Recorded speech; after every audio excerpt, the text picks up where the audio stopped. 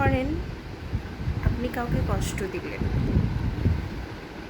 সেই মানুষটা যখন খাবার খেতে যাচ্ছে তখন সে কান্না করছে,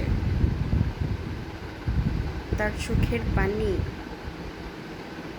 চোখ বেয়ে, নাক বেয়ে, গাল বেয়ে সেই ভাতের প্লেটে পড়ছে। আবার সে কোথাও যাচ্ছে, অজান্তেই কাঁদছে, তার সেই চোখের পানি রাস্তায় গড়িয়ে পড়ছে। নামাজ পড়তে যাচ্ছে, গড়িয়ে চোখের পানি জায়নামাজে পড়ছে। সেজদায় গিয়ে তার চোখের পানি বন্যা বয়ে যাচ্ছে। আপনার কি মনে হয় তার এই কষ্টগুলো আল্লাহ দেখেন না? সব আল্লাহ দেখেন।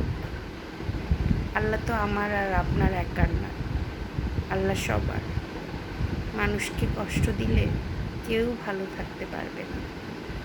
সবাইকে একদিন সুদে আসলে এই কান্নার, কষ্ট দেওয়ার ফল ভোগ করতে হবে। যারা কান্না করিয়েছে, যারা কান্নার জন্য দায়ী, সবাই কষ্ট পাবে। তাই সময় থাকতে ভয় পান। আল্লাহ মজলুমের কান্নার হিসাব নিজে নেবেন। আল্লাহ নিজে বলেছেন, জুলুম করা আমি আল্লাহর জন্য হারাম। মানে আল্লাহও কারো উপর জুলুম করেন না।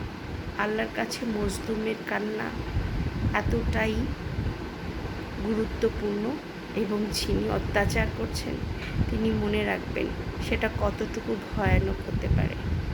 কাউকে মনে আঘাত দিয়ে কথা বলছেন, সাবধান।